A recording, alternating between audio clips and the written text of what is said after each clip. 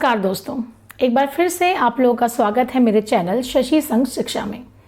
आज जो मैं पाठ पढ़ाने जा रही हूँ वो हिंदी कोर्स बी संचयन का पहला पाठ है बड़े भाई साहब, जो कि आपको इस टर्म में नवंबर के जो टर्म है उसमें वो आपको आने वाला है।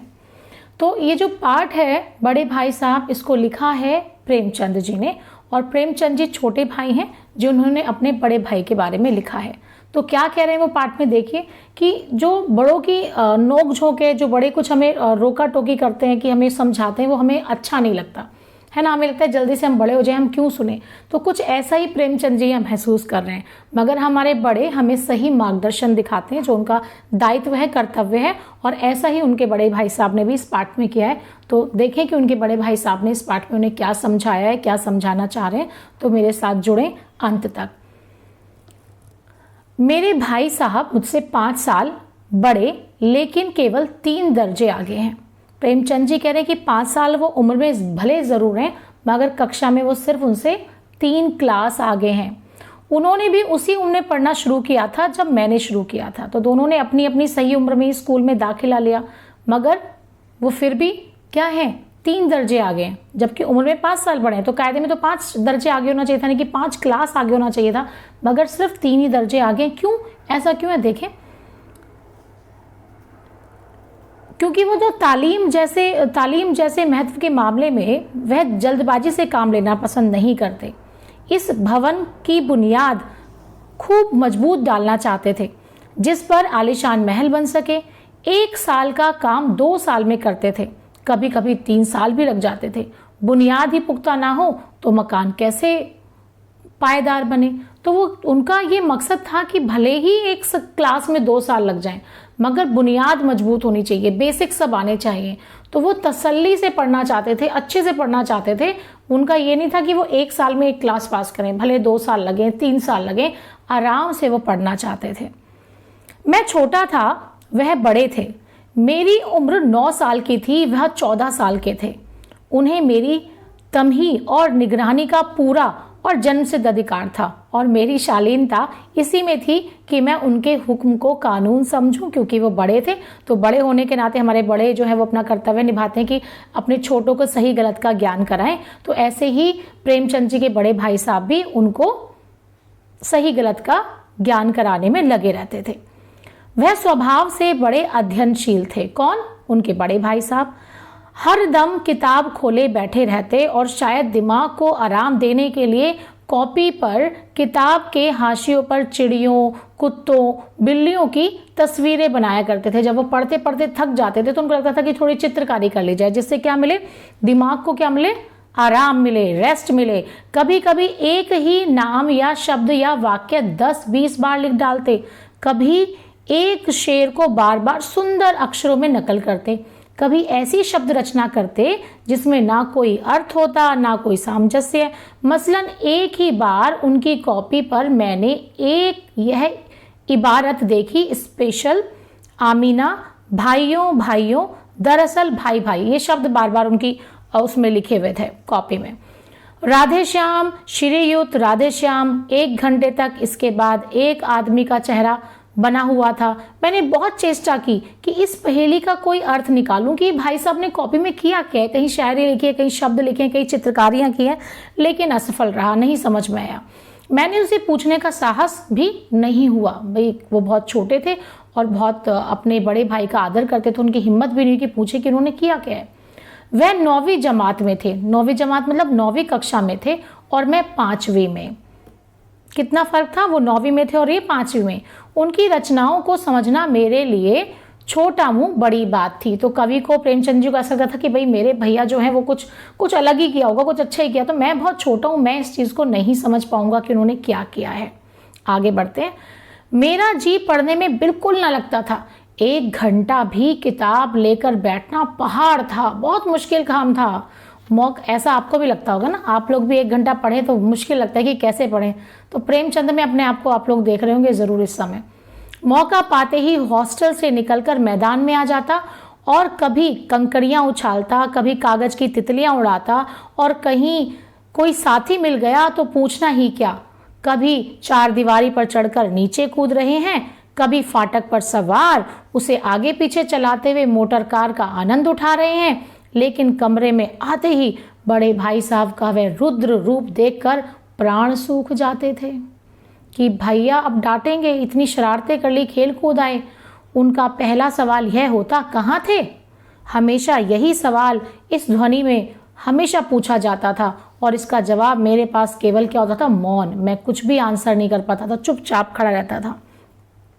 मुझे अपना अपराध स्वीकार है और भाई साहब के लिए उसके सिवा और कोई इलाज ना था कि स्नेह और रोष से मिले हुए शब्दों से मेरा सत्कार करें। तो मतलब कभी वो गुस्से से और कभी वो प्रेम से, कभी प्यार दिखा करके, कभी गुस्सा दिखा करके वो हमेशा मुझसे इसी तरह बातें किया करते थे।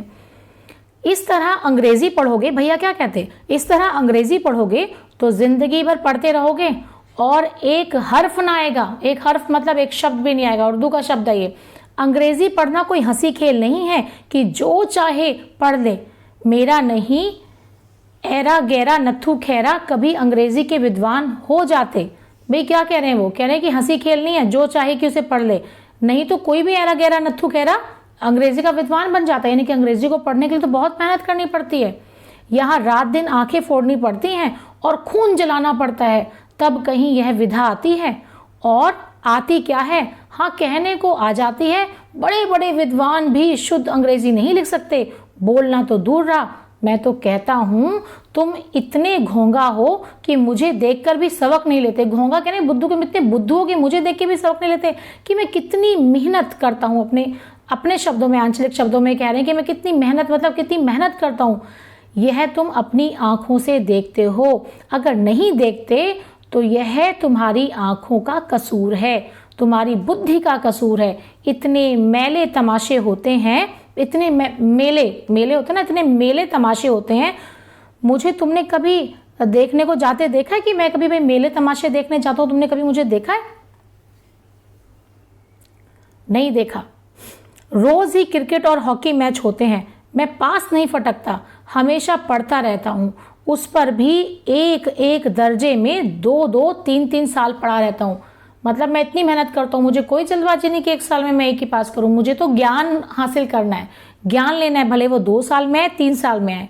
फिर भी तुम कैसे आशा करते हो कि तुम यूं खेल कूद कर में वक्त गवाकर पास हो जाओगे? मुझे देखो, मैं दिन रात पढ़ता हूँ, 2-2 साल पढ़ रहा हूँ, फिर भी पास नहीं हो पा रहा हूँ। 3-3 साल की कक्षा में पढ़ रहा हूँ, मुझे तो 2-3 साल लगते हैं। तुम उम्र भर इसी दर्जे में पड़े सड़ते रहोगे। अगर तुम्हें इस तरह उम्र गंवानी है तो बेहतर है कि घर चले जाओ और मजे से गुल्ली डंडा खेलो। दादाजी की गाढ़ी कमाई के रुपए क्यों बर्बाद कर रहे हो? तो बड़े भाई साहब नसीहत दे रहे हैं, कस रहे हैं उन पर ताने। मैं यह लताड़ सुनकर आंसू बहाने लगता। जवाब ही क्या था? अपराध तो मैंने किया, लताड़ कौन सहे? ये कौन कह रहे हैं? ये कह रहे हैं प्रेमचंद जी, कि मेरे पास कोई और चारा नहीं था उनकी लताड़ सुनने के अलावा। भाई साहब उपदेश की कला में निपुण थे, मतलब बहुत अच्छे से उपदेश देते थे। जिसे आप जैसे बच्चे क्या कहते हो, बस बहुत लेक्चर हो गया, बंद करो, है ना, लेक्चर कहते हैं आप लोग।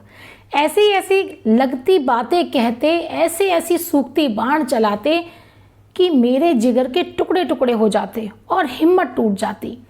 इस तरह जान तोड़कर मेहनत करने की शक्ति मैं अपने में ना पाता था और उस निराशा में जरा देर के लिए मैं सोचने लगता, क्यों ना घर चला जाऊं। मतलब भैया ठीक कह रहे हैं, जो काम मेरे बूते के बाहर है उसमें हाथ डालकर क्यों अपनी जिंदगी खराब करूं।